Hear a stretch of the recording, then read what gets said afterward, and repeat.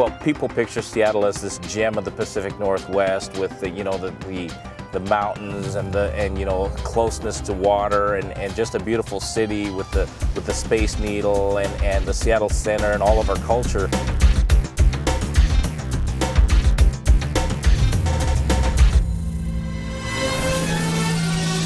But the fact is, we also have one of the highest rates of juvenile prostitution, where young girls and young boys are being sexually exploited up here. People aren't aware. They can't believe that Seattle, you know, beautiful Seattle, would be a place where children would be commercially sexually exploited and used. The stories of these young people who get involved in prostitution, sex trafficking, really hasn't changed. They are vulnerable in the same ways that they have always been. They have nothing. Now, they are groomed for prostitution long before they're ever actually involved and under the control of a pimp. The way that we've glamorized the commercial sex trade and, you know, have the pretty woman effect, people think that this is a non-violent, victimless crime. And what we know is that it is profoundly violent, and it really interrupts the developmental process of a 13 or 14 or an adolescent of any age. You know, when you look closely at the commercial sexual exploitation of minors, you see a side of the community that most people don't ever want to see. When I was 16, I had a child and had to leave my home. Eventually I ended up meeting somebody who I thought was really great and had a nice car and had money and had all these ideas for me that, you know, there was ways I could make money, and we began a relationship, and he was what I thought was my boyfriend, and he turned out to be a pimp, so that's how I got involved in prostitution. You have the tricks that are raping you. You have your pimp raping you if you're not bringing the right amount of money in. You'll have your pimp that will allow other pimps to rape you to teach you a lesson. So you have all these things that are going on with the girls, and the youthful innocence, sparkle, laughing is not there. You have to harden yourself a certain amount in order to stay involved in that lifestyle. It is very important for people to understand this is not a choice. Just because some young woman is given money, that does not translate into consent. So these 13 and 14-year-old young people are facing addiction, trauma, sexual violence, incarceration at extremely high rates. I tried to leave several times, and every time I tried to leave, he would, you know, beat me up when he found me and, you know, threaten my child, threaten his life, do different things to keep me. So that made it difficult to leave. And then also, once you do finally get away from your pimp or your the person who's exploiting you, you don't feel like there's anything else you can do, and that's all you really know how to do. And so I think that it's just really, really hard to get out of that whole lifestyle, because you're just, you don't believe in yourself. You don't believe you can do anything else. What the girls go through and why they are running to the pimps is generally they're not running to something, it's the running away from something. You don't just get involved in prostitution without something maybe already else having happened. You're willing to give more away because so much has already been taken from you. And that's what I see going on with the youth. They've already been violated.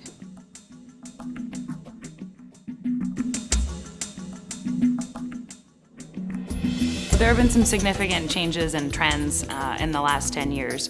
The first is the change in technology, which really allowed for a more anonymous and an easier way to access the commercial sex trade. Now they're not even on the sidewalk, and they go straight from an anonymous online profile to someone's hotel room, and it's harder for us to catch them in our safety net. It's still dangerous. The girl doesn't know who she's going to meet. She doesn't know, who this guy is. But it takes it out of the public eye. There's not a whole bunch of girls standing on a street. Now it's just, a whole bunch of girls online. So you have your teenage daughters next door that the pimps are looking for. They're looking for white girls, Caucasian girls, because they're going to make the most money. We've worked with young people who were turned out and exploited by a gang when they were 9 and 10 years old. It's a huge money-making business, and our gang members, as well as our entrepreneurial pimps, they see that, and they learn that that's a way to make some quick money. It's low risk for a high return. The only way we can break this cycle is to stop the demand and to prevent people from being able to buy women and children. What's really unfair about this is that the criminal justice system and society at large participate and collude in the unfair treatment of young people and individuals in the commercial sex trade. These are kids. They deserve our protection, they deserve our care, they deserve respect, and they deserve to have an equal playing field and to not be shamed and stigmatized. A new approach to the violent pimp who may have more than one young woman. We now can charge them with human trafficking, we can charge them with sexual exploitation of minors, and what used to be a 6-month sentence might be a 10 or 20-year sentence. We have tough laws now in place to go after the demand side of sexual exploitation. You know, I think words are important. I don't call them Johns because I think that minimizes the danger that they are to the community. These are men who exploit, rent young girls for violence and sex. And we're battling for the hearts and minds of these young girls. They may believe that they love their pimp. He's brainwashed them into thinking that. They may be addicted to the allure of the streets. We need to have something to offer them as an alternative. What's so great about StolenYouth is that everybody in this organization has made it their job to really understand this problem. They understand what it takes. They are really going to be there for the long haul. What youth really need to get out of the life is comprehensive services that include safe housing, education, case management. Employment is really important so that they, have other economic strategies. They need caring, non-judgmental, and compassionate people. We've tried to provide all of this at Youth Care's Bridge program and be a model to other programs and agencies across the country. But in the end of the day, what we really need is support for programs such as these and public awareness. So we can take the example of the Bridge program. I think we need to expand it in age. We need to expand the services. We need to offer it to young women who are being exploited as a real alternative to get away from the violent pimp and the violent exploiters of the street and into a brighter future. Together, I think we can do that. There needs to be money available to do it. That's the hope, is that somebody would care enough about me to put money toward my future. That's what I would want for them. Just somebody to care.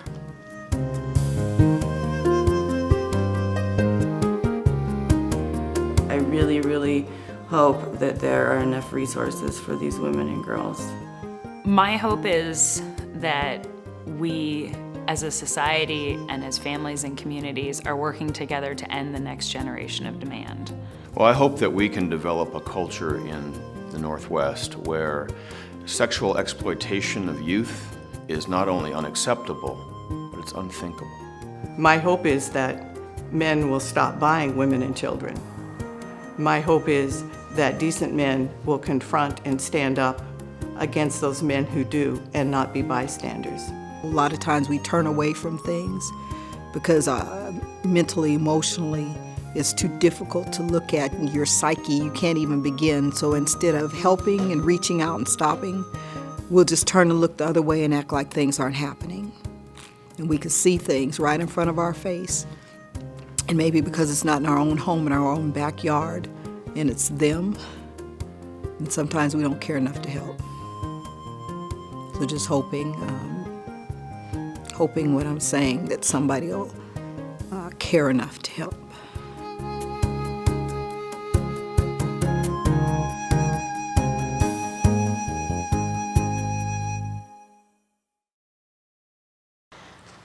My name is Patty Fleischman. I'm the president and co-founder of StolenYouth. We're a nonprofit organization raising funds and awareness to support the rescue and recovery of our sexually exploited youth here in Seattle. 3 years ago, a group of women and I supported a film called Sold about the international issue of sex trafficking. We came actually to the town hall meeting, similar to this, to find out more about what was happening in our own backyard. And we were shocked and horrified to hear the numbers, the trauma these kids experience night after night on a daily basis. And we were determined and inspired to make a change. We gathered 12 amazing women who were as passionate and committed as we were and formed a nonprofit to make a difference in our community. And that's how StolenYouth started, just from this movie to an idea of how we can make a difference here in our own community. And that's why we're here today. 3 years later, we are proud to talk about what the city and state have accomplished in such a short period of time. Amazing things. We have created a comprehensive, multi-systemic approach to provide services directly to the victims. We have created the systemic change that's needed to shift the focus to a victim-centered approach. We are changing policy, putting survivors in position of leadership, and breaking through the denial of our community that this horrific crime actually happens in our own backyard. Our first group of speakers tonight are the folks on the ground, the boots on the ground, as they're called. They are changing policy and providing incredibly important victim-centered services.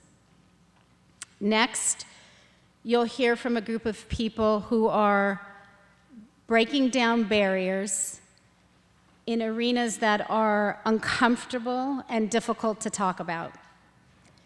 They are the brave men and women confronting the demand side of the issue. We cannot move the dial on this issue in our community until we are willing to have a conversation about how we treat and view the most vulnerable people in our society. We need to talk about the conditions that make people vulnerable. We are making incredible strides, but we need to do more. It's a call to action for all of us to stand up and say, not on our watch. And that's what we're all here to do tonight. We're here to have the conversation, to hear what's happening, how the great work we're doing, and how we can do more. I want to thank you all for being here to participate in that conversation and partner with us in this fight against sex trafficking in our backyard. Here to set the stage and share with us what this issue looks like in our community is King County Superior Court Judge Barbara Mack. She is also the chair of the King County Task Force on Sexually Exploited Children. Please join me in welcoming Judge Barbara Mack.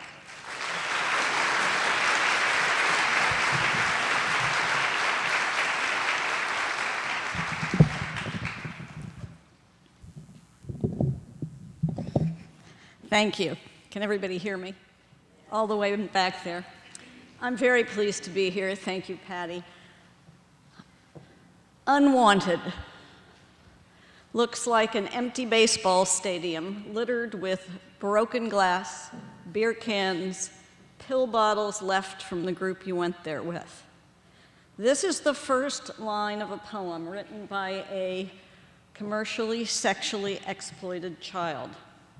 Unwanted is how these children feel. It is why they end up in the arms of pimps and gangs who make them feel loved because they buy them a manicure or food or clothes. That love, of course, is conditioned on the sale of those young bodies for sexual gratification of predators and the greed of pimps. I'm beginning my third year as a juvenile court judge. In my first week, I saw a beautiful, articulate 14-year-old girl charged with a misdemeanor. Her mother abandoned the father and 4 children when this child was 4. I won't describe the horrendous things this child endured at the hands of her father and others, but he died in prison while serving a sentence for sex crimes against children. Like most of the exploited foster children I see, and many of them are foster children, she ran from every placement, used every drug she could get her hands on, ended up in emergency rooms with alcohol poison and overdoses. These children, all of them, are trafficked. They're used and abused by multiple men and boys, sometimes fathers and sons. Sometimes they are trafficked across the country. Sometimes they are forcefully injected with drugs. Sometimes these children pimp other children. After trying services in the community for this 14-year-old girl unsuccessfully, I sent her to JRA on an exceptional sentence above the standard sentencing range because I was afraid she would die on the street if I didn't. Every time I saw her then, and I'm seeing her again because she's back, I wondered, what if? Could we have changed the trajectory of this child's life if we had been more aware, if we had been more aware sooner, if we had been able to coordinate services, if we could have found stable and secure placement for this child? I now see these CSEC children every week, often every day, sometimes 3 or 4 a day. Some are in gangs, some runaways, some working online. Many are foster children. Some are trafficked by their families. A majority are children of color, and not all of them are girls. Most suffer from years of complex trauma. These children end up at our expense in emergency rooms and clinics. They have babies at 13, 14, and 15. They steal because their pimps withhold money for food or clothes. They assault people out of anger. They suffer from post-traumatic stress. And they use drugs to mask the pain of the abuse they suffer. The King County CSEC Task Force, which I chair, which had its kickoff meeting last spring, is well underway, thanks to Justice Bridge and CCYJ for developing a statewide protocol and beginning this effort, and to StolenYouth, which gave us initial part-time funding in the fall for a task force coordinator. We're grateful to the County Council for continued funding for that position. But I really want to tell you about what the task force is doing. We have lots of moving parts and great momentum. We are working in partnership with the police, with schools, with child welfare, with hospitals, probation counselors, juvenile detention, prosecutors, defense counsel, service providers, shelters, businesses, with anyone who might come in contact with these children anywhere. We are training our partners on how to identify these children as early as possible and about what to do once identified. Regardless of how a child is identified, an advocate is called through our CSEC hotline and responds immediately. The response after that depends on the situation. Crisis response addresses immediate safety, medical attention, and housing needs. Multidisciplinary teams work together with the child and the child's family, where appropriate, to identify long-term needs of the child and to provide services, counseling, education, substance abuse treatment, family support, and placement if necessary. The makeup of these teams is completely individualized and depends entirely on the child's needs. We have trained about 120 people from these diverse agencies and have several more trainings scheduled and will keep scheduling them. As a result of those trainings, in 3 months, we had about 40 referrals for CSEC children who are now getting services. All 39 police departments in King County are involved, and all see these children as victims. That is a sea change.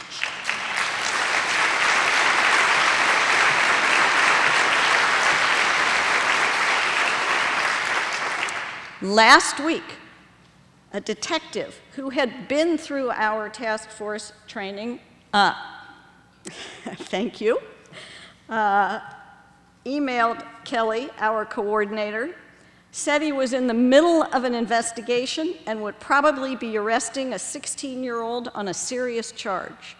But she was being pimped, she was being trafficked, and he wanted an advocate for her now. That is a sea change. And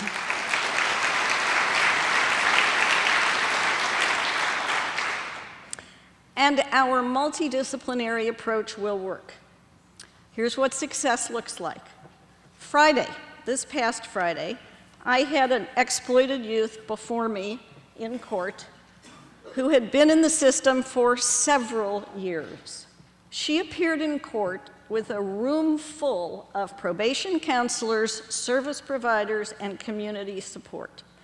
With help, she had found the inner resources to get out of the life, and at the request of her probation counselor, I dismissed her suspended JRA, that means a long time, sentence, and terminated her supervision early.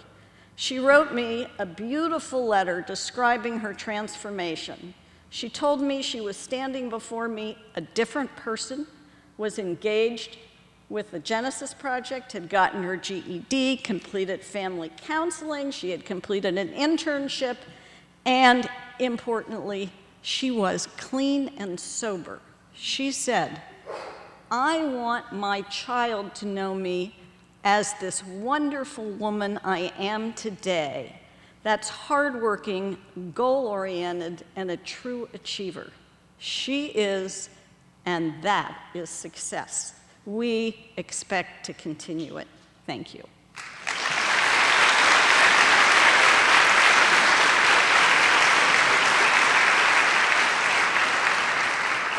It is now my privilege to introduce City Council President Tim Burgess. I could go on and on about him, but we said we'd keep these short. It's just important for you to know that before 99% of the people in this room knew that this was an issue, Tim Burgess was working on it. He was working on and making public the issue of prostituted children long before most of us were involved.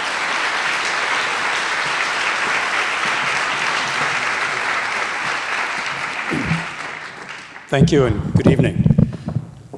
Judge Mack, thank you for your eloquent and candid description of what you deal with every day and what these individuals, our police officers and those involved in moving children to alternatives, deal with every day.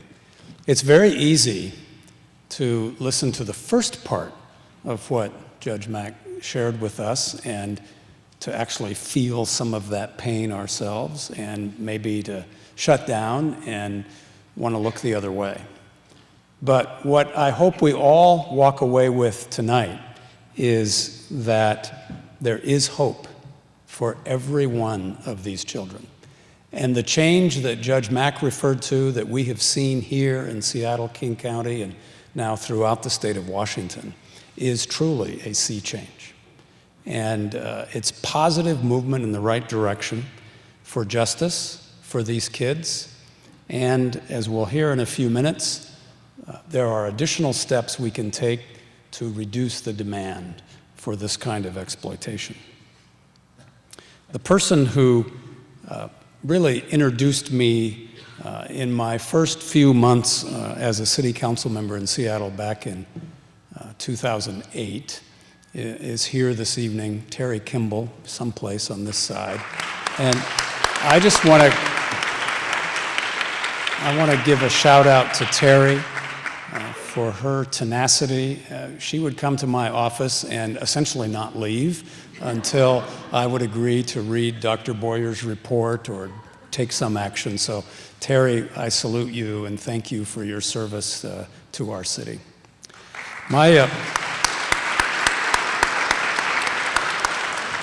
Each of our panelists, I'll introduce them briefly. They'll share for 2 or 3 minutes and then we'll have some dialogue. Justice Bobby Bridge is a former member of the Washington State Supreme Court and a former trial judge at the King County Superior Court. She is the founding president and CEO of the Center for Children and Youth Justice. That is a nonprofit organization that she created in 2006 to reform Washington State's child welfare and juvenile justice system. Justice Bridge, welcome, and please share your introductory comments. Thanks very much, Tim. Can you all hear me? I know you probably can't see me, but at least I'm sitting down. It wouldn't make any difference if I stood up, trust me. What I have 3 minutes to describe, I have never described in anything less than 15 minutes, so I'm going to be very quick and give you a broad brush. And actually, thanks to what you just heard from Judge Mack, you know a little bit already about this project. It's been my privilege to really begin to work on this issue, and Terry Kimball also sat in my office. Sit-in is a wonderful way of operating for justice, and we have been privileged to have Terry Kimball lead the CCYJ Project Respect, as it is called in-house, the product of which was a Washington State Model Protocol for commercially sexually exploited children. With our partner, Youth Care, and you're going to hear from Melinda from Youth Care and Leslie Briner, whom you saw on the video, we launched a unique process and scope in order to improve our response to commercially sexually exploited children throughout the state of Washington.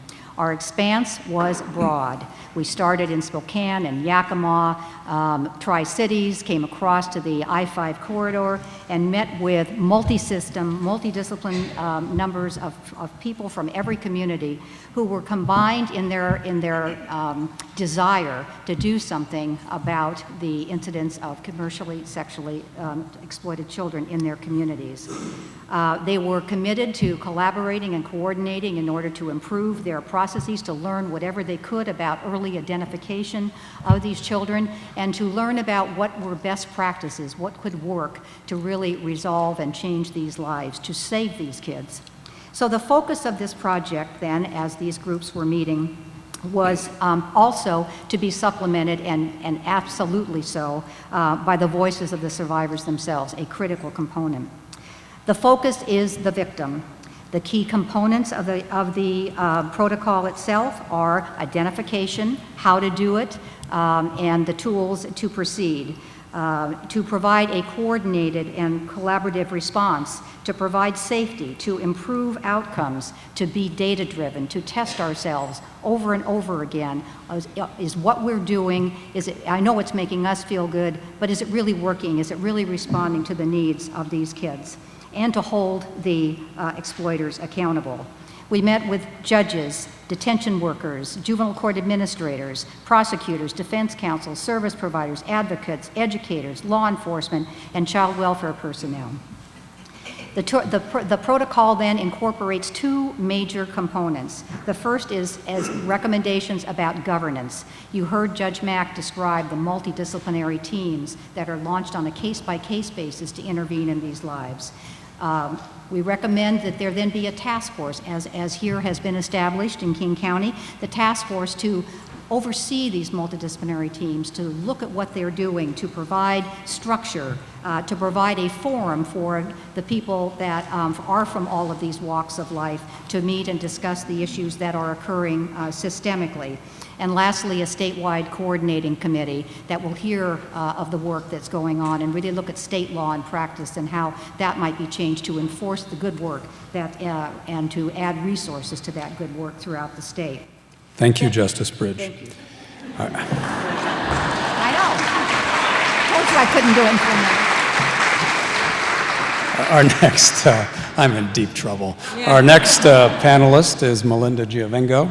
She is the Executive Director of Youth Care. You know, we all like to come home, and Melinda is an example of that. Some 22, 23 years ago, she was a case manager and program manager at Youth Care. Went off and did some other things, got your PhD in educational psychology, and is now back since 2006 as the Executive Director. and a real leader in this area who pioneered the creation of what at the time was only the 4th residential safe haven for young girls sexually exploited on our streets. Melinda. Thank you.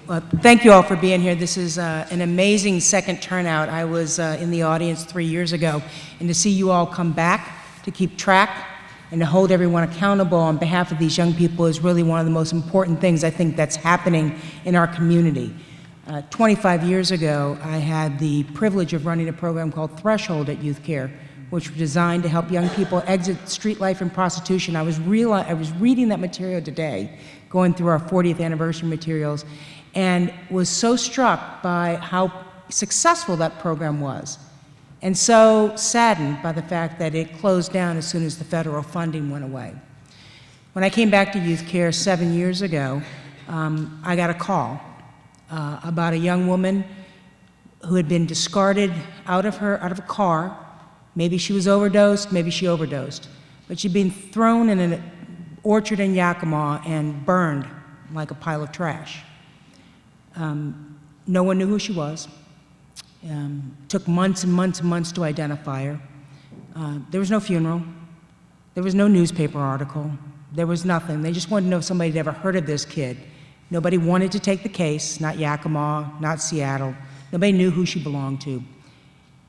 And then I looked inside my own organization again, and I realized that after 22 years, there was one person still working, Joanna Ward, quietly in detention to keep these young people connected to some kind of services. It was at that moment, when I was on my way home actually to iron my son's shirt, that I realized that we could not give up the fight. And so Youth Care, having been founded by finding a young woman behind a church in Shoreline, overdosed and pimped out, 35 years later, was going to return to this mission.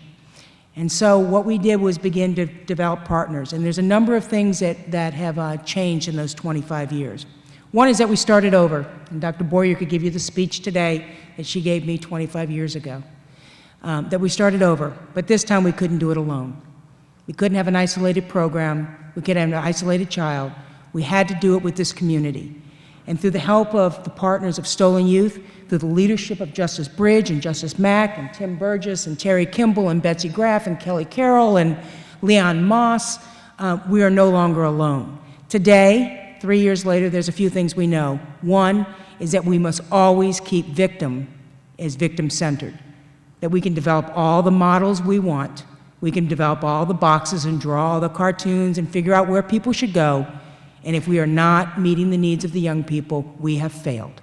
And so we must start again and try over. And we must keep trying till each child has what they need, when they need it, and how they need it. Today, my partners, Auburn Youth Resources and Friends of Youth, join me around this community in being able to provide 24/7 emergency housing for any child picked up anywhere in King County in need of a safe place to go that night as we begin the process to bring those young people off the streets. We now have partners, safe place, picking kids up off buses to make sure that if you walk out because you hate broccoli, you don't end up on the backside of a motel room 2 days later. So we're there and hoping to try to rescue these children before they hit the streets and take them off when they get off the streets. I'm out of time. Leslie's given me the old cut single, and we can talk more specifically about what that means. Thank you, Melinda.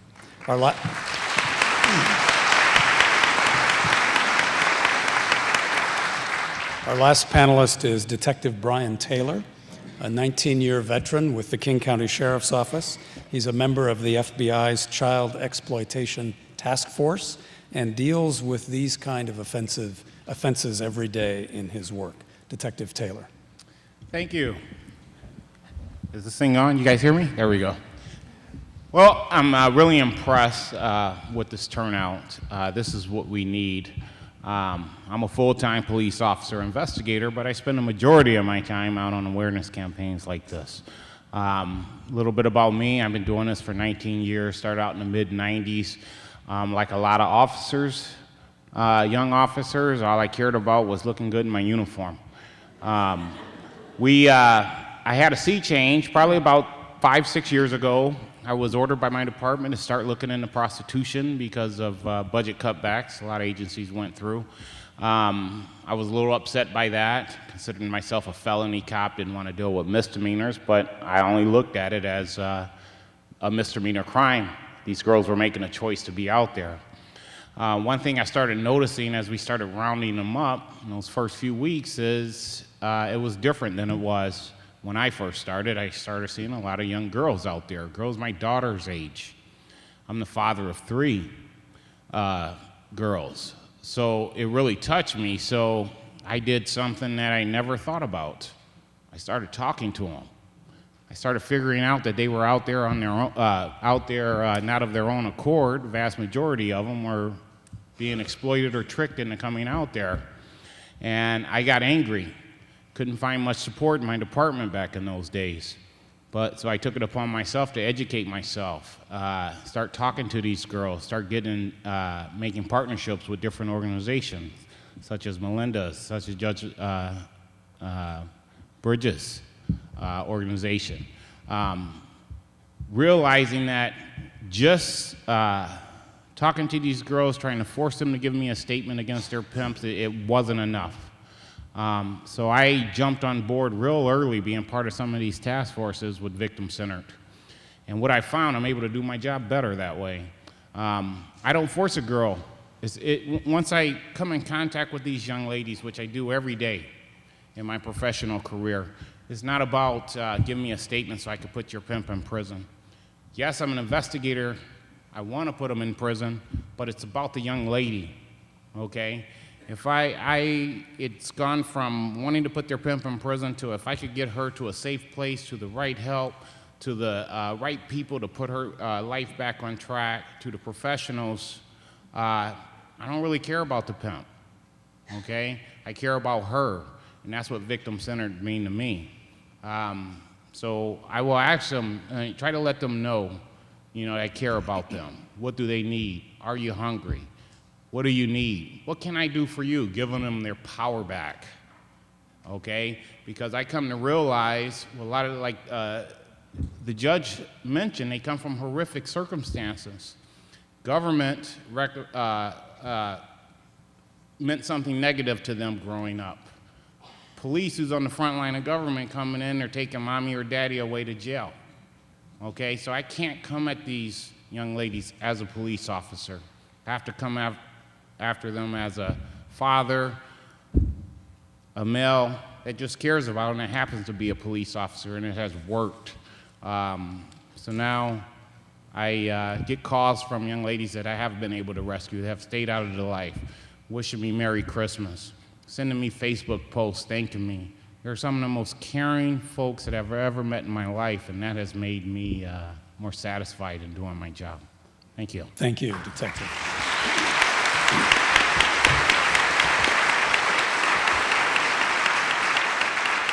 Justice Bridge, the statewide CSEC coordinating committee is important. We've heard about that tonight.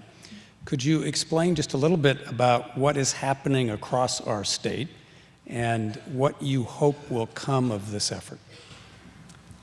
Well, we now have in the process of piloting this protocol that I described to you, which is fundamentally a model. It sets out these recommendations for governance that I just told you about a few moments ago, and also identifies some best practices, which is a key component of which obviously is to have better tools of identification, also to have better data collection so that we really know where these kids are coming from, what they do need, what resources are available, what resources can be shared, and what resources we don't have and need. So data collection is clearly part of it. We have 5 sites now around the state, King County being one, where task forces are now underway. formulating their own work product and entering in their own protocols, using ours as a framework. They are going to be reporting their work and their data collection efforts to this statewide coordinating committee. And it's through the statewide coordinating committee that we really hope to get the kind of policy change and whatever new legislation may deem necessary, and more importantly, more community awareness about the reasons why we need to invest in these young people, because they are our young people. And that's what we hope to see out of that coordinating committee. Detective Taylor, police agencies are sometimes, shall we say, resistant to change, but you talked about how your approach and your attitudes toward these victims changed. What do you think happened that caused your department, the Seattle Police Department, and all of the other police departments in King County to change their orientation on these crimes? Efforts, things like this. The community cares about it. You're dealing truly with real victims. We have come a long way, but I do feel we have a long ways to go. So I've committed myself to doing a lot of training for police agencies in our area and around the state, just to get people to see that these are real victims. You have a core group of detectives and investigators in our area that are the most professional, best investigators that I have ever worked with, both in Seattle, City of Kent, my agency, Tacoma, Lakewood. I mean, we do a lot, but we have a long ways to go. And I say that for that officer that stops a young lady at 3 o'clock in the morning and knowing that if you take her home, she may run away. You don't have anywhere to take her, nobody to call to take her off your hands. The radio's going crazy. We have to change the way we do things, have true partnerships where he could just pick up a phone, call somebody, be able to put that child in a safe place. That's what I'm working towards. But it's all about the victims, and these are true victims. And Melinda, when, I think it was 2009, when the bridge was getting going and you established this safe haven for young girls, and I know that there was a lot of attention. The Seattle Times ran a series of articles and editorials, and by the way, the publisher is here. Mr. Blesson, thank you for putting the spotlight on this topic. The bridge opened, and suddenly you started learning a lot of new things about what these young girls needed. Talk a little bit about those learnings and how you've adjusted the program. Well, I think in most of the best laid plans, and Terry Kimball put it best when we started this project, that we would be building while flying. And we started out with thinking that a box would make the difference. If we could put these young people in a box, and if we could keep them there and we could keep them safe in that box all together, that we could then, and have a comprehensive approach, obviously, that we would be able to protect them, save them from moving forward. I would have to say that, while I think that was really well-intentioned, in many, many regards, it was ill-informed. And listening to my mentors, such as Noel Gomez sitting over there, and Leslie Briner, and people from around the country, primarily victims, you learn that these young people need what all young people need. They need a safe place to be. They need caring adults. They need access to good, safe, developmentally appropriate housing, whatever that means. They need emergency help. You can't wait till tomorrow to give them a place to sleep. They have to be able to come in now, and then we can figure it out. They need opportunities to go back to school. They need opportunities to become part of an adolescent community, even with all the adult lessons that they have learned. And they need opportunities to learn about being a self-efficient, self-efficacy, self-sufficient, talented young people through education and employment and job training programs in our community. They need opportunities to give back. They need community service. And most importantly, they need to know that the services have to be focused on trauma. These young people have been through more than most of us would ever even imagine in our lives. So no matter what you do, all of your staff have to be trained in trauma. And you have to have the right fit for the right child. You can't just there's no cookie cutter approach. And first and foremost, and I say this because even when I speak around the country, if you have nothing else, you have to have an advocate in the community that when that child needs you, you will respond. And so if any community is starting this program, they have to start with the community advocates. The pimp is there for the emergency, food and clothing. We need to be there for the same thing. When you're scared, you need to have somebody call, and when you call, you have to pick up. And those advocates become the lifelines of these young people, and they run, and they take off, and they're angry, and you cannot bear to see the pain that they go through time and time again. But if they have that lifeline, more times out of not, they will end up on the right path moving forward, and that's where we must start. Thank you. These three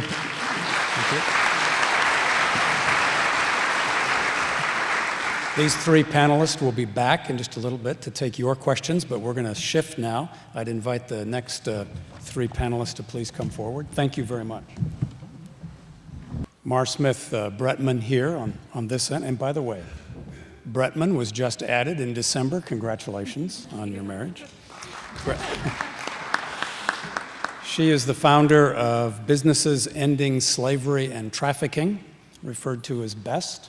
It's a nonprofit organization that aligns and equips leaders to use the power of their businesses to prevent human trafficking, and we'll hear in a minute, very active in the hospitality industry. Mar has her PhD in theology and ethics from the University of St. Andrews in Scotland. Welcome, and please share your opening comments. Sure. So as I was thinking about what to say today, I got an email from a pastor who, her email said this. It said, "Our church has been working with a young woman who is in a recovery program and has been sober for 7 months. She's desperately trying to get her life together, but needing some housing so she can get a job and move forward getting into school. Do you know of any programs? Can you help us?" The pastor had tried to access numerous programs here in our area. It was told that the woman was either too old for services or the beds were too full. So this just shows that we still need more services, and we especially need services for adults. But unless we do something about prevention, we will never have enough services. We will always have more need than there are services. So we need to figure out how to prevent that crime, and that's what BEST is trying to do, along with many others. We want to work to create a community in which women and children are no longer trafficked. And if they are trafficked, we want to start finding them a lot sooner and having our community begin to identify them a lot sooner before they self-medicate with drugs or alcohol or get into other sorts of harm. And we want to find them safe jobs so they won't be forced to re-enter this trauma because they can't find other opportunities. And so that's where businesses come in. Businesses, as you know, provide jobs. So we are partnering with Ops and Goodwill to begin to provide new job training opportunities for adult survivors. And BEST is seeking businesses that are willing to hire people who are either at risk or survivors of trafficking. Businesses can also help us to identify these kids sooner, get them connected with services. A lot of these kids have dropped out of the normal systems that they were in. They've dropped out of school, they're not living at home, and they're without social services. But you know where they are? They're in hotels and motels. We did a study here in King County of trafficking-related cases that have been prosecuted between 2008 and 2012, and we found that 63% of those cases involved hotels and motels. And they weren't just the motels in Aurora that you would maybe think of. This was anywhere from those economy motels to business, median income, hotels to luxury hotels in the heart of downtown Seattle and Bellevue. One general manager of a reputable hotel, which we all are very familiar with, found out from law enforcement that his hotel was actually being advertised online as a place where girls were being prostituted and pimped out. It was a shock to him first to learn that kids are being prostituted in Seattle, and second, to learn that this was happening in his own hotel. So he cooperated with police, they did a sting investigation, a sting operation, and then he helped BEST lead our first project here in King County to begin to train, to create best practices and begin training his peers. He told a room of his peers a couple months ago that he had trained his staff and he had seen a dramatic decrease in the prevalence of trafficking in his hotel. The word on the street is now that the hotel is working with law enforcement. So his hotel has gone from unknowingly facilitating trafficking to being inhospitable to trafficking, which we're really excited about. So this is a perfect example of prevention and what BEST is trying to do. Traffickers use businesses to fund and facilitate their crimes. And while businesses like hotels when they're educated and they take action, they can get victims connected with services much more quickly, but they can also prevent victimization. A few months ago, after our first hotel training in downtown, a detective told me that they have been able to, that they'd been having difficulty setting up sting operations downtown because the girls wouldn't come to hotels downtown. We were so excited to hear that. I don't know if that's because of our detectives doing incredible work or if it's because our hoteliers are now on the lookout and the word is out on the street that our hotels in downtown Seattle are not hospitable to trafficking. By working together, we can prevent this crime, and I hope that one day I will stop getting emails like the one that I got this morning about a young woman who has been trafficked and who is desperately in need of a job. Thank you. Thank you, Mark.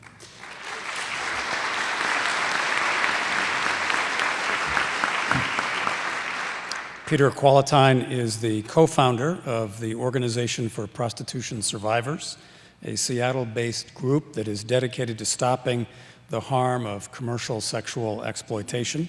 He is the co-author of a report titled Comparing Sex Buyers with Men Who Don't Buy Sex for the nonprofit Prostitution Research and Education Center. Peter. Thank you.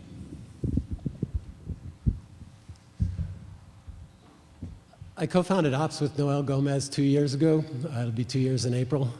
We're very excited to be nearing that anniversary. But I've been actively working on the issue of commercial sexual exploitation for close to 25 years now.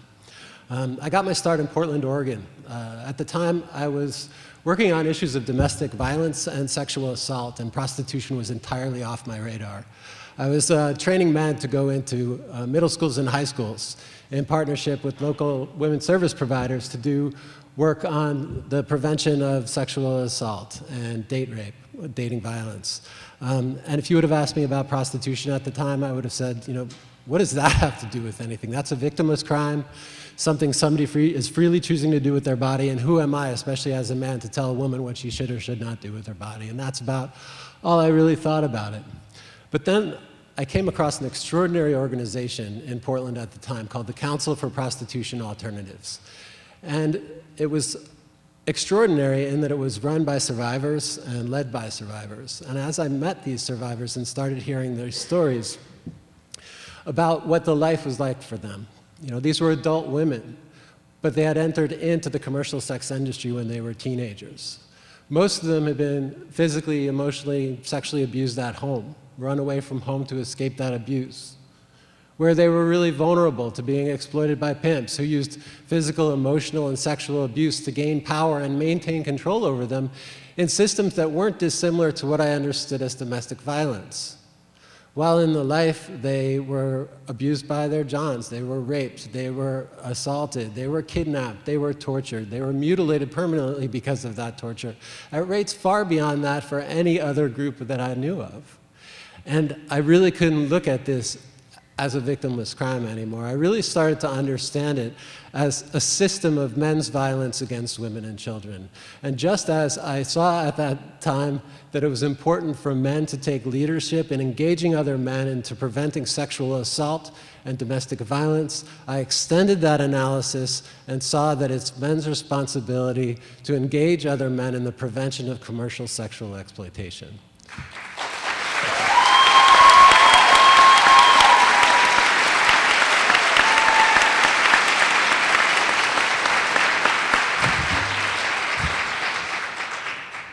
Towards that end, I started in 1995 the first sex buyers intervention program in the country down in Portland. We started an organization called the Sexual Exploitation Education Project, and started the first John School, and I still run the John School for the city of Seattle now. And it's encouraging to me how far we've come on this issue. I can remember walking into police departments in the early 1990s and walking into judges' offices and trying to advocate for these women that I'd known who were hurt so bad, and the looks they would give me and the doors they would show me. So it's really amazing to be here now, and I think that what we're bringing here is truly a coordinated community response to this issue. I'm so glad to have Mar here. Bringing businesses into it is just brilliant. I mean, it's enough to get service providers and the criminal justice system into the same room, but then to get businesses is truly providing a coordinated community response to this issue. And I think we really need to shift the focus, now that we've recognized who the victims are, to recognize who really has the power, whether or not they're going to choose to engage in this practice, and that's the men who choose to buy sex. So let's focus on them. Thank you, Peter.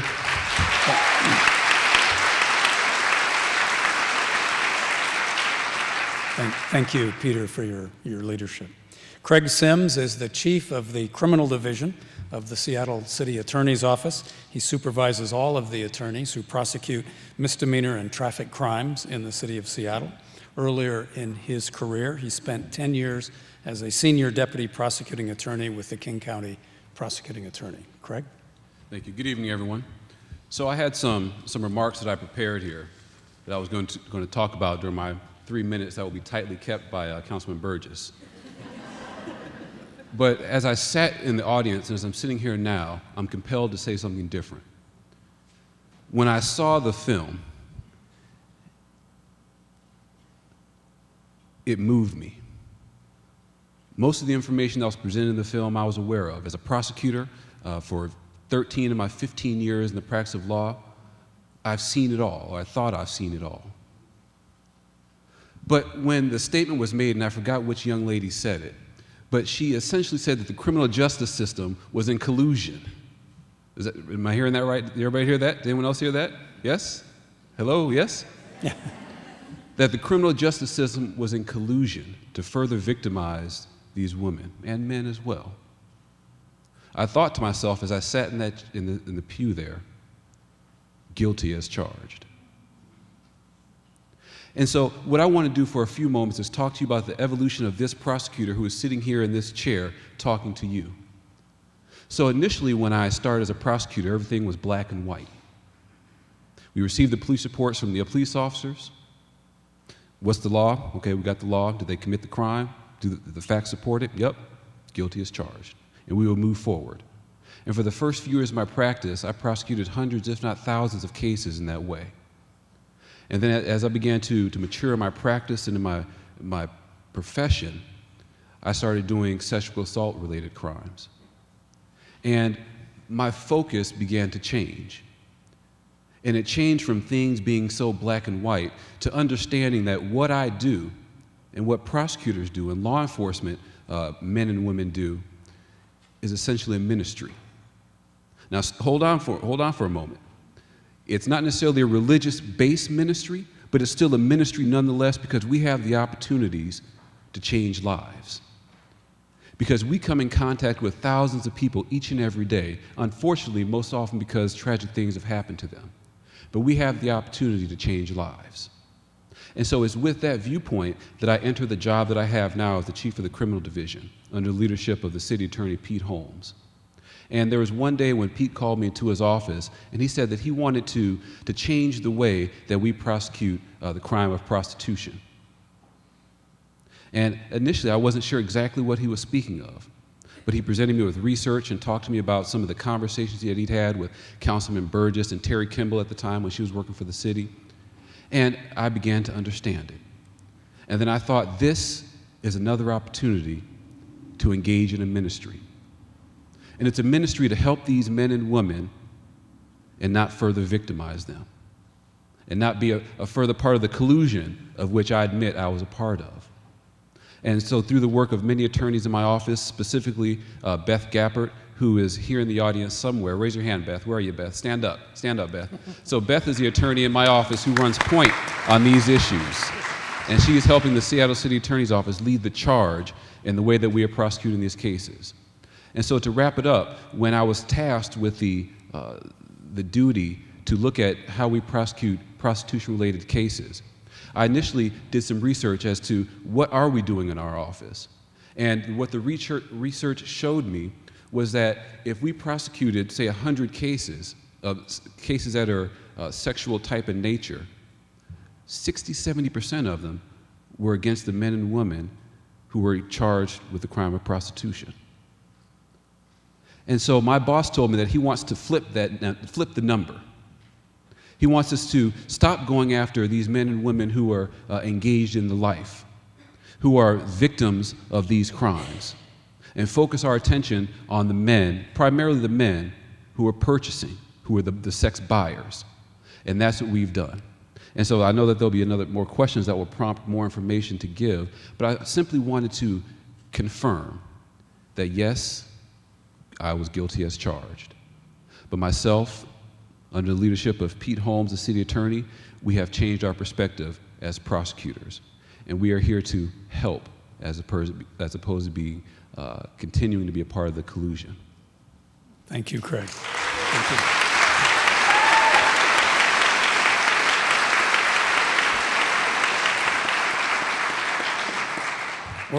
One thing is for sure, we're all going to leave tonight inspired. And I think, I'm going back to what Detective Taylor said, the police changed because the people spoke.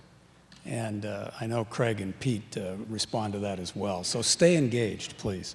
Mara, I want to come back to you. Washington State is, in my understanding, the first state in the United States to have a program that organizes hotels to end trafficking. So you told some stories about here in Seattle. How about hotels in Spokane and Yakima and Bellingham? What's the reception you've received elsewhere in Washington?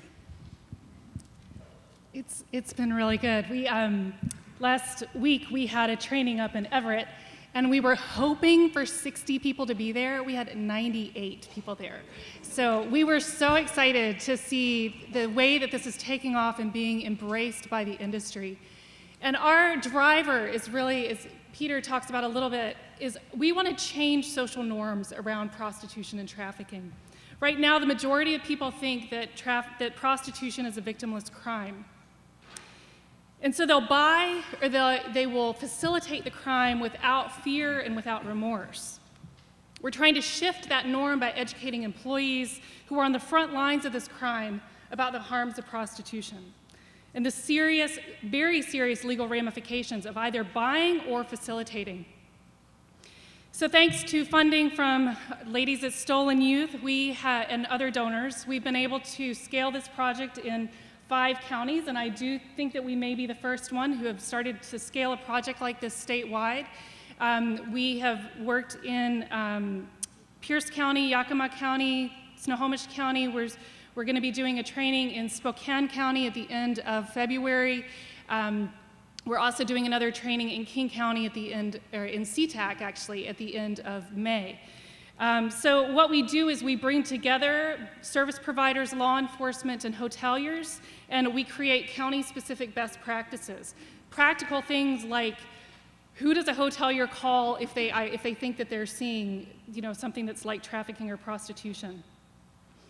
Second, we created a website for hotels and law enforcement to share information. We were trying to open up the lines of communication.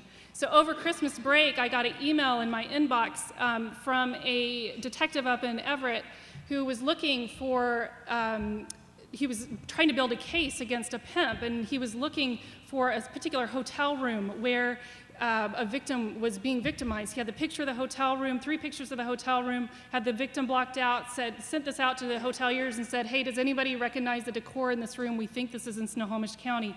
He said within just a very short time, he had 2 or 3 hoteliers call and say, hey, I used to work at that hotel, or I know where that hotel is. You need to call this general manager. He said out of that conversation and that help from the hotel industry, he was able to build a case against a pimp and is very excited about the help that the hotel industry has given. So we're trying to open those lines of communication. And then third, we educate. So I mentioned this training. We are training hoteliers to identify victims in their hotel. We're training them to prevent the crime. And we're also training them about the harms of prostitution and the risks of buying prostituted people. So like Peter said, and Peter comes and does a lot of our training for us, like Peter said, we recognize that business people and buyers of sex are the ones who are driving this. Business people are often buyers of sex, so we're getting into places where, you know, these employees, they're not going to show up. I mean, they may not show up at a place like this. Maybe we've got some hotel employees here, but when we take the training into the hotel and their manager takes the training to them, they're sort of stuck, you know. So they get this training about the harms of prostitution, so that they don't find buying or facilitating as attractive. So one survivor said that when she was working here in Seattle, she used to walk through a particular hotel and people at the front desk would laugh and giggle at her because they knew what she was doing in that hotel. I told that story in front of the board of the Washington Lodging Association, and I heard one of those board members then stand up and tell her colleagues and her peers, I was one of those people. I started at the front desk. I would have been one of those people who would have been laughing as someone like that walked through our lobby. This cannot happen. These are our kids. These are the women in our community. This cannot happen any longer. We can't stand for this. Peter. So I love seeing this kind of change taking place. We've trained, I'll just give you my quick summary. So we've trained over 320 people so far and 180 hotel managers throughout the state. Thank you.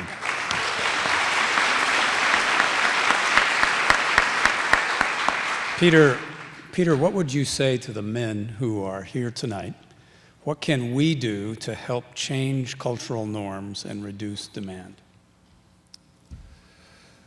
I think there's been a lot in the media lately around changing the cultural norms around sexual assault and around domestic violence, and I think we need to extend that analysis to prostitution.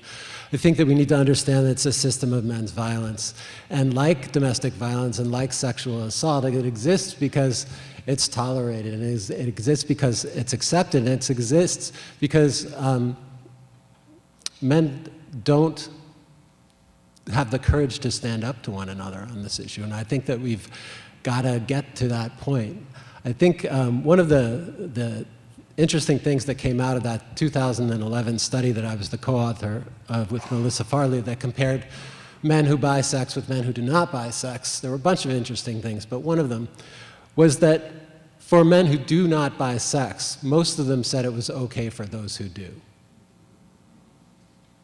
So when we're doing our prevention efforts, I think that the focusing on men who don't buy sex will take us a long way in terms of changing those social norms. And there's a story I often tell is that I've met many survivors of prostitution over the years who have talked to me about a phenomenon that used to happen when they worked bachelor parties. And that is they would go get a call from the best man, they would go to the bachelor party, they would get into a room with the groom, and then the groom would say, I don't want to do anything, but don't tell those guys out there. And what I would say to this men in this room is, tell the guys out there. Tell them that this is not okay. Thank you.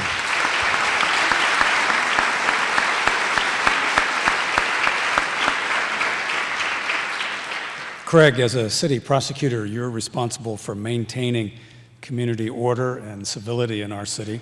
How do you balance what you said earlier about your approach to the victims of prostitution-related crimes with your responsibilities to maintain public safety?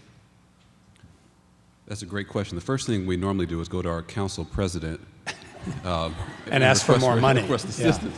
Yeah. But if that doesn't succeed, that's a great question, because we do have to enforce the law, but yet find mercy and justice with that as well. And so the balance that we've drawn is this. There is a two-pronged approach. The first is for those individuals who are purchasing sex, we have tightened our practice and protocol in terms of how we deal with those cases. No longer are the days where people can simply receive just probation and walk away. So our recommendations that we're making to the court are a lot more stricter and stronger than they have been in the past. And when we deal with the women who were involved in this lifestyle, the first thing that I did was I chatted with Dr. Boyer, and we then had a conversation with Noel in a group of survivors, a support group, to ask them what they need. How can we help them? And the watchword that I got from that meeting was there's a need for community, for support of each other in community. And also in that conversation, and it was an amazing conversation. I learned so much from having conversations with you all. What I learned was that they even admitted that sometimes individuals like that need to be prosecuted because they may not seek help on their own. So they may need the assistance of the criminal justice system to push them in that direction. And so that's how we're balancing that. We are doing our best to provide them assistance if we can, and if not, then we will move forward in some circumstances and prosecute. But our aim in the prosecution is not meant to punish. It's simply meant to direct them in a way in which they can receive services. Thank you very much. I am personally very proud to serve in a progressive city where our city attorneys, our police department, I see King County Sheriff John Urquhart standing in the back. I know he shares this philosophy as well. A city that is practicing mercy and justice together. That we should be very proud of that.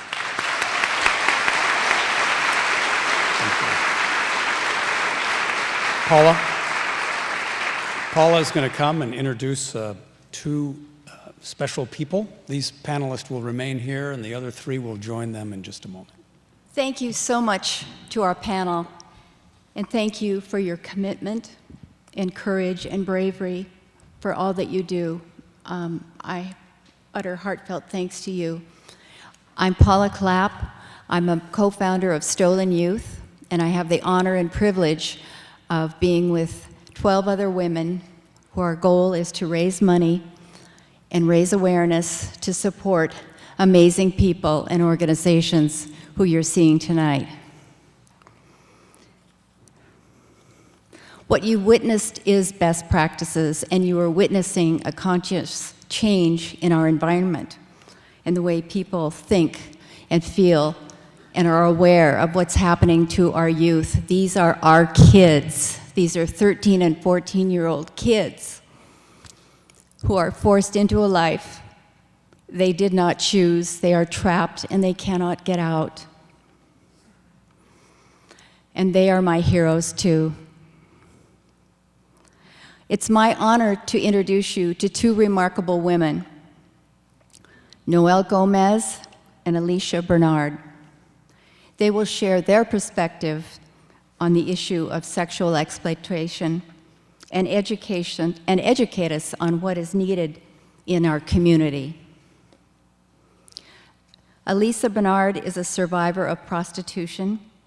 She believes that prostitution and trafficking are major problems in a modern society. These problems negatively affect women, children, and men alike. Since getting out of the life, Alicia has been a chef, a pastry chef, and worked in many of our Seattle restaurants.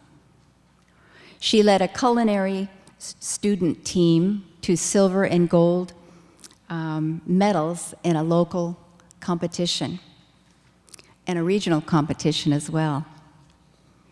Her passion for social change has led her to support LGBTQ equity campaigns and volunteer for advocate groups who support HIV and AIDS. And she serves on the board of directors of the Organization for Prostitution Survivors. Sitting beside her right now is our dear friend, Noelle Gomez. She is also a survivor of human trafficking. Since getting out of the life, she has earned a chemical dependency counseling degree and a BA from Antioch. She concentrates on social justice.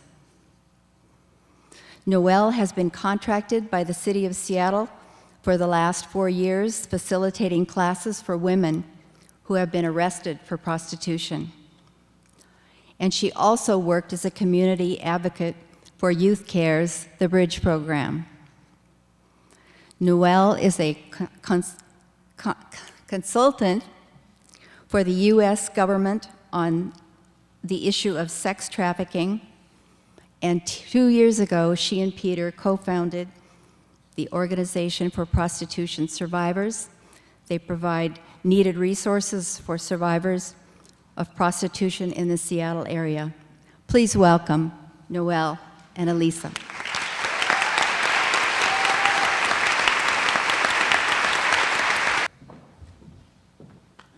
Can you hear me? Hello? Okay, my name's Noelle Gomez, and I was domestically sexually trafficked as a young person, and unfortunately there was no resources, no help, nobody came looking for me, nobody cared. At that time, the police were the enemy, and everybody was kind of out to get me, including the Johns, my pimp, and everybody else. And I ended up staying in that life and being trapped in that life for 15 years because I had no way to get out, and I didn't know how to get out, and I didn't have anybody to help me. And so, anyway, when me and Peter started OPS a couple years ago, we saw that there was a huge lack of services for girls once they turn 18. Because I've been doing the diversion class for the city of Seattle, I work with women who are 18 and over who come to the class. And they were all saying to me, well, where do we go? How do we get help? We want help, you know, and I had no answer for them, you know, except for to give them my personal cell phone number and say, call me. You know, I'll try to be there for you, you know. And so I talked to Peter about that, and we decided to start OPS, the Organization for Prostitution Survivors. And with the help of StolenYouth, because StolenYouth does understand and encompasses the whole issue, we've been able to start doing support groups and workshops and different things with women in the community for the last couple years. Right now, we've had the capacity to serve about 35 to 50 young women and women a year, and we need to be up to a capacity of serving in the hundreds. There's hundreds of women in Seattle who need our services, and we need to grow. So that's what is really important, and I think that a lot of people think that 18 is some kind of magic number, like these girls turn 18 and then suddenly they don't matter anymore, you know? It's like, oh, she's 18 and she's on drugs. Her choice. Well, guess what? She probably wasn't 18 when she started, and she probably wasn't on drugs when she started. People have to self-medicate when they're being abused and tortured on a daily basis. It's the only way to survive. So I really would like to bring to everybody's attention the fact that, you know, 16-year-olds turn 18. You know, they do. And we need to be there to help them. Somebody needs to be there to help them. And so that's what we're trying to do. And it's a lot of hard work, and we're pushing, but with the community's help, things have changed a lot. And I was just thinking of something funny, and probably I'm supposed to stop soon, but I was at a meeting, and you know, the fact that I'm a survivor and that I was in the sex industry for so long, you know, that gives other survivors hope.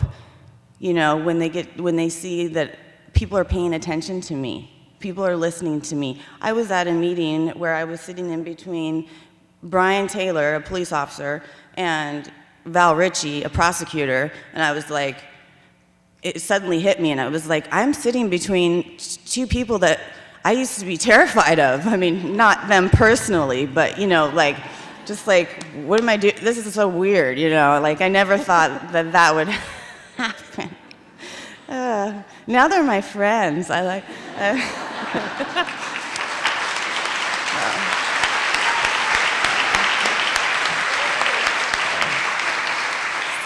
So we are making progress. We are making progress in the city, and I'm very glad to be here in Seattle in this movement. And I just want to give a shout out to our survivors that are here. You guys are awesome. We need you. We love you. We need you to do this work. We are a survivor-led organization, and I believe that survivors need to be working with other survivors. And you guys are awesome, and I love you. And thank you to all of our allies, too, that love our survivors. Okay.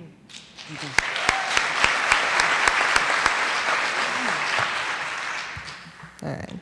Can you all hear me? Oh, yes, you can. All right. Whew. My name's Elisa, and I'm a survivor of prostitution. When I was young, I wanted to be many things. An astronaut one day, or a veterinarian the next day, depending upon when you asked me. However, I never said I wanted to be a prostitute.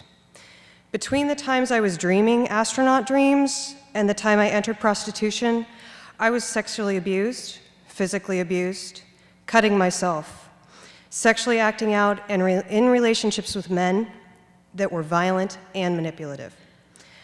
My trauma had utterly taken over my life. Whew. Hello, everybody. Obviously, I'm a little nervous, so you're going to have to be patient with me. Thank you. There we go. It's just like karaoke night. I grew up in a society where girls are considered worth less than their male peers, and boys are taught that their needs trump a female's suffering. Prostitution is not a choice. Instead, it is a result of the path I and others have been forced down. We are examples of what happens when women are raised in a society that glorifies systemic sexual violence by men. By simply being born a female, I was automatically more vulnerable to sexual violence. Some may say I should have known better, like Noelle said, when I entered prostitution at age 18. I was, after all, technically an adult. However, 9 out of 10 prostitutes are sexually abused as children, and the vast majority of those abusers are men. The trauma that statistic indicates isn't any different whether someone enters the life at 13, 18, or 30. It doesn't go away. I was born into a loving, upper-middle-class family in a well-to-do neighborhood with all the support I could ever wish for, with 2 stable parents who never abused me and who nurtured me as best they could. If this can happen to me, it can happen to any girl. All women are vulnerable to sexual violence. I exited online prostitution at age 20, at which point I was bought by a John for a 2-year owner-slave type contract.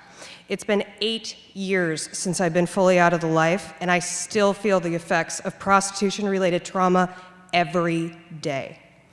To give you an idea of scale, the PTSD exhibited in prostitutes is comparable to that of war veterans, and we all know how bad that is. Up until recently, I suffered vivid nightmares, flashbacks, was unable to distinguish good and bad relationships. My concepts of love, sex, and money were completely entangled, and my self-esteem was borderline suicidal. It took another person pointing out physical manifestations of my trauma before I could convince myself that I deserved help. I eventually found OPS and began attending their weekly support group. I was amazed by how much it helped me move forward. As I told my story, I found I was reassured at seeing the silent nods from my fellow group members. It made me realize I was not alone. It was like I could finally be my real self, like I took off my mask, and like I didn't have to hide. That was last summer, and now I'm standing here. Since then, I've been Thank you.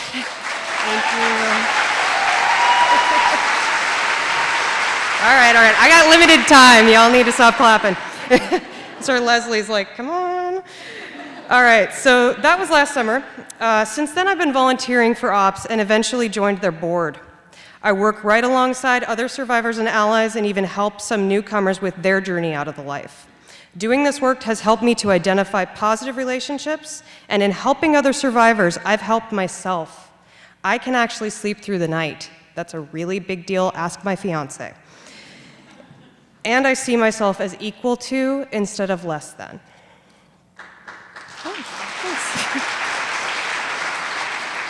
Services for both youth and adults are needed. If help is available and if women and girls have access to it, they will use it, and they will get out of prostitution. StolenYouth supports organizations that take a holistic approach to counteracting sexual violence against women. OPS is just such an organization. We encompass survivor services, men's accountability, and community education. With these three focus areas, we help women and girls currently in need, show men that systemic sexual violence is harmful to all members of society, and educate service providers on identifying and working with this population. Only with this type of holistic approach do we have a chance at altering these societal norms that are outdated at the best of times and downright harmful at the worst of times. If even after this utterly amazing night of discussion and the coming Q&A, you still ask yourself, why should I care about something that doesn't affect me? I will tell you right now, you should care, because girls do not deserve to grow up in a society where all women can be victimized, and it does affect you. Because whether you are a woman or a man, you live in this society too, and with this issue, there is no such thing as an innocent bystander. Thank you.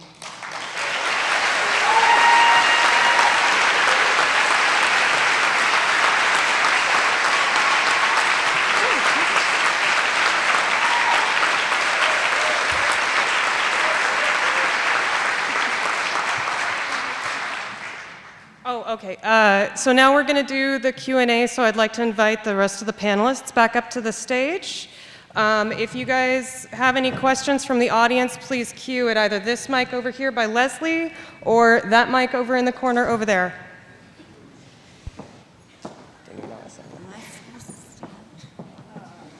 Where is my water?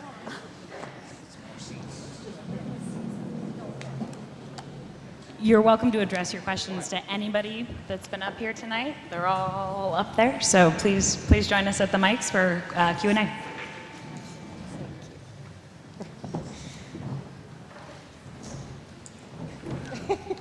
Who's coordinating?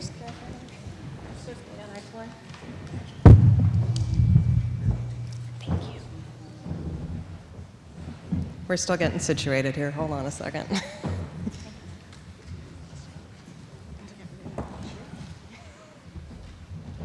I really want to see more people up at those microphones. I know you got questions. There we go. All right. Well, I guess I'll start us off. This is for Dr. Marr. I have a question about, I guess, pre-story. A couple years ago, my mom and I went to a convention in Portland and about sex trafficking, and we spoke with a survivor after, and she said, where do you come from? You know, oh, we live in Seattle, and you know, my husband works for Boeing, and da-da-da-da. And so she said, oh, I spent some time up there. And she goes, yeah, I actually, you know, kind of ran the thing in Everett. And she goes, oh, my husband works for Boeing. And she goes, yeah, who do you think the people were that came to see us? And kind of for the first time, I think I saw my mom speechless, I guess. And that kind of hit way too close to home. And so I kind of asked the question that I know that you're going into businesses such as hotels and stuff, but what about these big businesses where lunch breaks are the prime time, where before work is the prime time? And how do we address bigger businesses and educate those men so that it's not just, do you understand what I'm Yes, I understand completely, and Okay. I am very grateful for that question.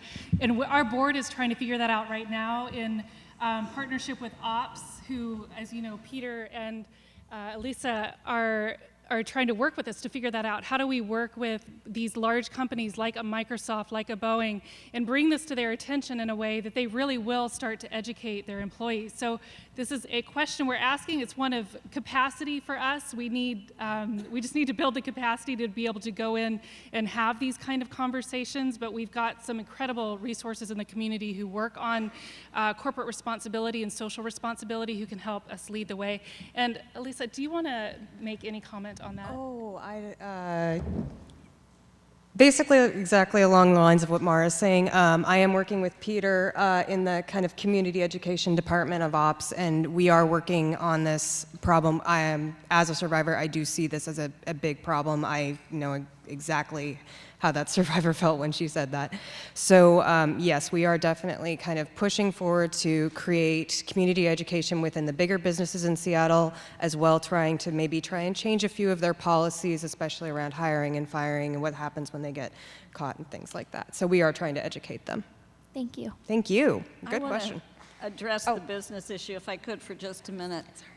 Melinda and I, a few months ago, visited the GEMS program in New York, which is a fairly sophisticated program, and they were incredibly impressed and blown away by the fact that we have an organization working with businesses here, because nobody else in the country does. It's really extraordinary. Thank you. I'll go to the right next, sir, over there. Yeah, this is for anybody. I'm curious, I've heard a couple of times about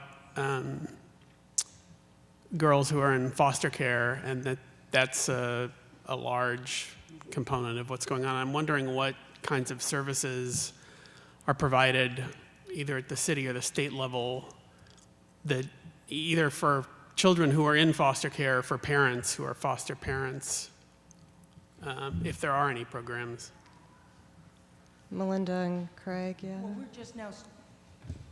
we're just now starting to actually, it is, working with DSHS has come to the table to help us with the statewide protocol to identify young people who are at high risk for being trafficked. Mainly it's young people who are chronic runners. And we recently identified, I think it was mentioned earlier, 40 young people on the DSHS caseloads in our region that were probably victims of trafficking, and trying to hook them up with advocates in our community to help support them. I heard a woman named T. Ortiz say it best, is that from an early on, she learned that her personhood was equated to a check. And so one of the things is to help foster parents, the system, understand how we can break that cycle and bring in foster parents and train them on what happens. Again, the common denominator here is young people who have been sexually abused. So regardless of even how good some foster parents are, young people who are victims of sexual abuse are going to be at high risk for being subject to being lured, seduced, basically, trapped in life. So, yeah.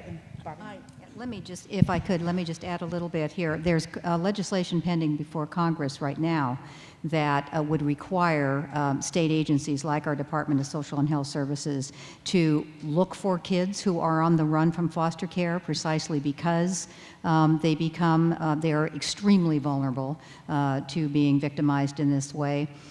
To work on prevention, that is to train caseworkers about the signs, the danger signals, the red flags, if you will, foster parents, caregivers, educators, and the like.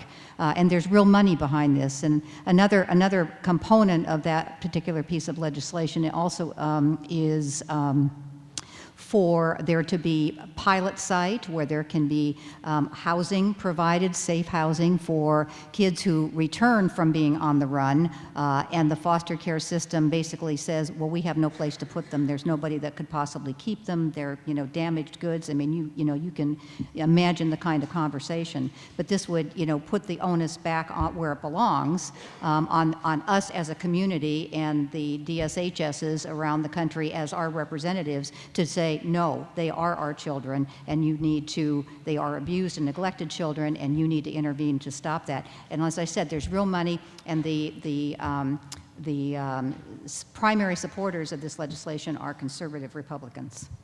And in King County, if I may, DSHS, this region, has devoted enormous resources to working with our task force. They've designated 10 people in this region to work with us specifically on the at-risk foster care children. And they're all being trained. They're also participating with the FBI task force. So they are completely engaged, at least in this county. And I would just say that we have trainers, Leslie Briner, for example, over there, who's standing in the shadows, is someone that goes out and trains DSHS workers and line staff and caseworkers on the identification and risk variables. All right, I think it's time we need to move on to more questions. We've got... While we're talking about Leslie, she deserves a huge shout out. Yeah, she does.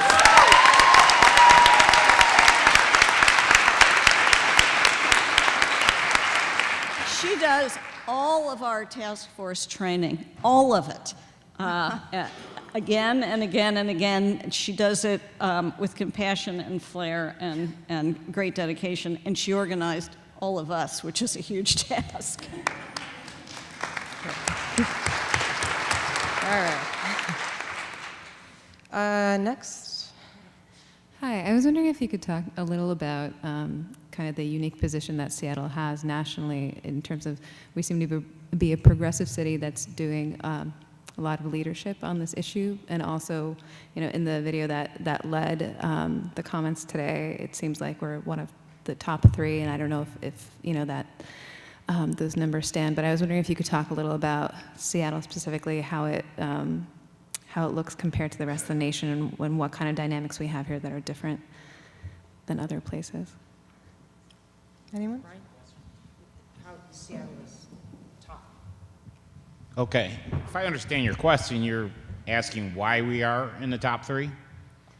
Yeah, I guess why we're in the top 3, and also do we do kind of knowledge sharing around some of the best practices that we do, since we seem to be kind of on the leading edge in some ways in terms of where the rest of the country is in their evolution of thinking about commercial sexual exploitation, and yet we still have a huge number of cases here, right? Okay, as far as being ranked in the top 3, that's based off Justice Department numbers that's generated by a annual sting that the FBI and local agencies do, and there's been times when we've led the country in arrests and recovery of juveniles.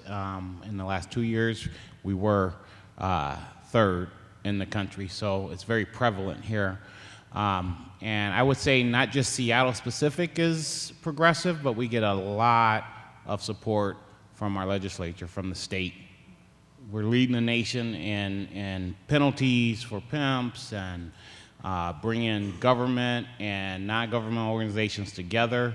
Other states are basically copying our model, and they haven't stopped. There's been 13 bills passed in the last 3 years, and there's more bills being introduced this year.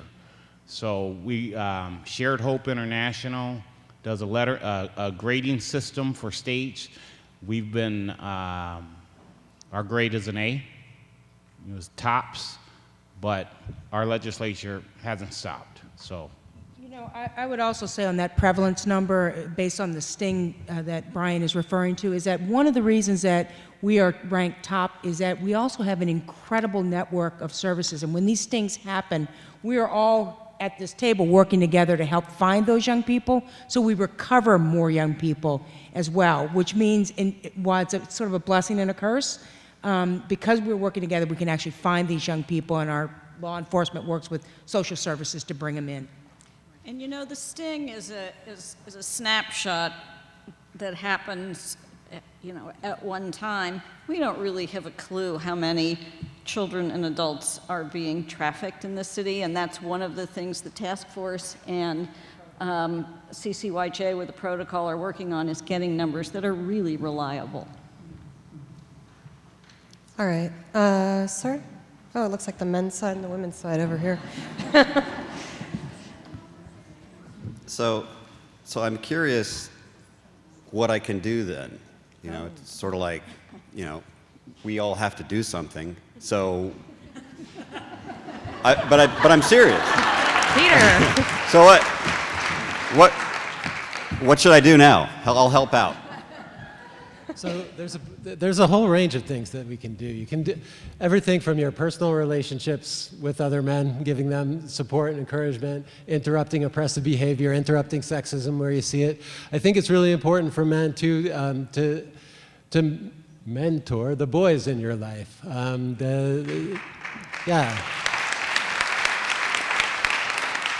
To love them, nurture them. Raise them to be full human beings. Don't put them into a little manhood box that's going to make them as messed up as we are.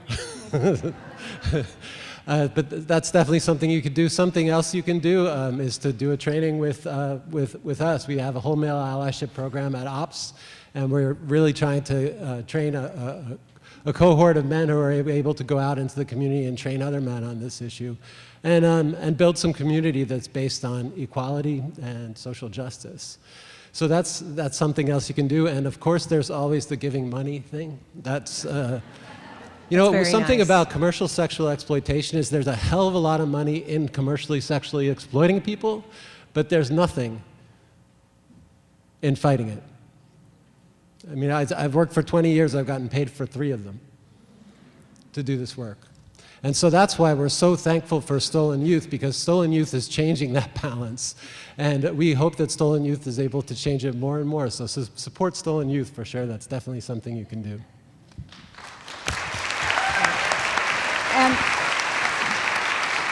So other things that people in the audience can do, we need jobs for people who have survived this life. We need, as organizations, we have several nonprofit organizations up here. We need volunteers, we need board members who have skills that they can bring to our boards to help us run great, thriving organizations. There are so many things you can do. I was wondering, I was asking that same question when I was leaving academics and figuring out, what do I do next? And I realized I can go talk to businesses. That's what I can do. And so being able to recognize one's skills and get involved and hear from the experts in the community, I think is a great way to get started. Great. Thanks, Mar. Yes? Hi, my name is Jocelyn. I'm with OPS, and I just wanted to thank DSHS for helping me get this flyer out about this event, and also PCC and a whole bunch of other people. And my question goes to the police officer or the judicial system. I get approached constantly, and I tell them, you want your picture taken? I can copy down the license plate number, but that's just, I've seen situations where I was working in the South End, and they just have these Oriental women out, and they're just selling them right on the spot. It's blatant. How does the community, what number, how do we contact you for suspicious activity other than the Twitter thing, which the police officers say they pay no attention to? Well, you can always contact your local precincts because it wouldn't be considered an emergency situation. The situations that you're describing wouldn't get an immediate response because radio goes crazy with the uniform guys, so they prioritize everything. But you can always let the precinct know. They will get it to the right detectives to investigate it. And you have to really lay out and be clear what you think your concerns is. So if you think it's prostitution, say it's prostitution, and they will look into it. There's also another organization. Excuse me, I was talking about John's. Oh, John's picking up girls? Reporting them. Reporting the Johns. Yeah. That's a tricky one, okay, because we all know where the girls get picked up, okay, but unfortunately prostitution is and correct me if I'm wrong, sir, but it's a misdemeanor presence, which means the crime has to take place in the presence of the police officer before they can respond. So by the time the police would get to that area, the Johns would most likely be gone. Right. You know what I'm saying? But we do have detectives in plain clothes, such as myself, that do work those areas and try to catch the Johns. But like the judge says, we're just getting the tip of the iceberg. Okay, there's a lot goes on, a lot of it's underground. So we're all coming together to work together to be able to better address those issues. Okay? Well, thank you. I have the U.S. Marshal's number, but I was hoping for a better contact with you people. Thank you. I'm sorry. Thanks, Jocelyn. All right, one or two more. So, sir. Yeah, first of all, I'd like to thank the panel and everyone for coming here this evening. It's wonderful to see a coordinated community effort to address this issue. I have one question. The question is, what can we as a faith-based organization, churches, mosques, synagogues do to help this panel or to help the resources to kind of like address this issue? That's my first question. And the second question is, how can we address our youth and help train them and kind of like coach them early in the process to help prevent this from happening in the first place? So I guess there are two questions there. Peter, I think you're best for this one. Yeah,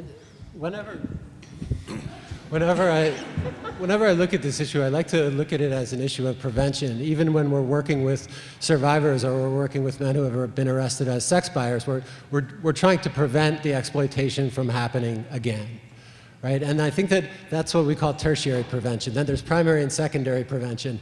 And I think what you're talking about is working with that secondary and primary prevention. It's like, how can we work with youth on this issue?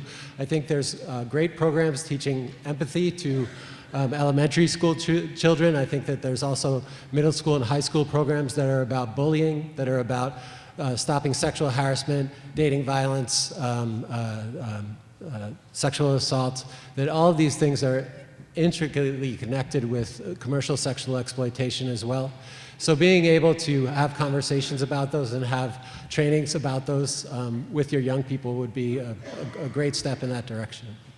I would also say that hosting panels, I go to a lot of churches and synagogues on weekends and just do a conversation talking about the issue and educating the community. You can also become safe places. Youth Care and Friends of Youth and Auburn Youth Resources and Cocoon House all run the National Safe Place model, where you let your community know that not here, not on our watch, and that if a young person needs help, they can come in, and all you have to do is then make a phone call and one of us will come out and help talk to that young person.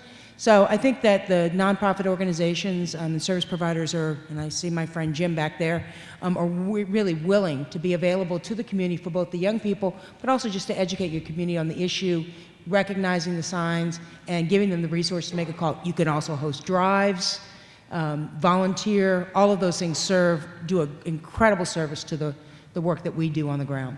Thank you. And there is an interfaith coalition run by Sister Joyce Cox. And Peter and I could give you, Sister Joyce Cox, would you mind raising your hand? So speak with her. She runs an interfaith coalition. And she could give you information about how people of faith can get involved as well. Thank you. Thank you. I think we have time for like one more question. We all will be available either in our websites, things like that. And Leslie, will we be available after this? Honey? Okay, anyways, I think we will, so. They're arguing over who gets the next question, so why don't you Are we going both to duke come it up? out? Briefly, I was just Okay. curious about what the trends are now with prevention in schools. I know that some districts are more progressive than others, and I, as a school social worker in a very highly affected area, just kind of what can we do to... You need to definitely come talk to us eventually here. Come And to I know us. there's coalitions that are formed, there's curriculum being developed, but is there some sort of like best practice model that you guys can speak to briefly? Peter? I'm going to ask that you touch base with Kelly Mandracina, who is our task force coordinator, and she will talk to you about training. And I was thinking as I was listening, we need to train people to go talk to classes in the schools, because that's really where this needs to start. I had a two-part question, but I'll abbreviate it. So I want to address the legal and criminal justice side. Where are we at in, I know you said earlier, I'm learning that the Johns, that they're a misdemeanor crime. Where are we at with identifying these multiple offenders? The ones that are chronic multiple offenders that are buying and that they're getting arrested. Maybe the possibility of creating a register that's similar to like sex offenders. Okay, just to be clear, I wasn't saying that all Johns are committing misdemeanor crimes. I was trying to point out a misdemeanor exception. Learning, so that was just, I'm Yeah. learning, so yeah. Yeah, we are just starting to address the demand side, as the attorney here said, both at the Superior Court level and our cities. We are forming coalitions to start focusing on ending the demand. So that's a work in progress. The pimps are always out there. The girls are out there being exploited, and the Johns have been getting off scot-free for years, ignored. So now we are starting to focus on them. We're getting directives from our prosecutors to start going after these people. So when we're contacting these young ladies, for instance, for example, they're giving us permission to take numbers out of their phones to contact these Johns. And they're acting as agents of ours, and we're setting up these Johns and arresting them. And I just want to make clear, when they do solicit an underage girl, it is a felony. So, Craig, would you like to add something to that? Craig? who was the question towards? Oh, I was. Oh, okay. Oh, that's fine. Yeah. Great. Okay. I'm not aware at this point of any legislation that's out there. That was my question. Yes, I mean, I know we have like coalitions, but I mean, what is the result of like these coalitions meeting together? That it needs to be, you know, the result needs to be something where maybe some legislature around that to be able to kind of like, I know we want to focus on the victim, and that's very important because that kind of takes the demand side, but then also there needs to be a punitive side. So these people that are these multiple offenders, that maybe that is a deterrent for them to have your picture, you know, or you have to register as a multiple chronic offender of being a sex buyer, which I think would be a deterrent for a lot of these, you know, corporation and people when it comes to their jobs and their livelihood. And that's a fair statement. Beth, are you aware of any legislation on that? I'm not. I can address a little bit. Okay, I'm good. I'm sitting by her, so I'll ask her. If someone is arrested and charged and convicted of buying sex or attempting to buy sex from a juvenile, someone who's 18, my understanding is that they are required to register as a sex offender. Yes, they are. There's a. If the buyer is over the age of 18, they're not required to register as a sex offender under Washington state law right now. That's what needs to change. The other thing, the other part about this is to catch these buyers more than once is an incredibly rare occurrence. Why is that? And it goes to show how many men are buying sex every day.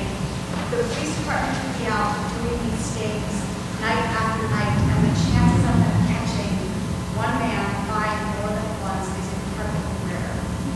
I reviewed all of the patronizing cases that come to the Seattle City Attorney's Office for filing charges, and I look at the criminal histories of these men, and I would say 85% of the time I see a suspect who has been arrested before for this offense. So I think it goes to show how much demand there is and the resources that law enforcement has to have. Thank you for answering that. We have to move on, guys. I'm sorry, but yes, thank you so much. Thank you, panel, so much.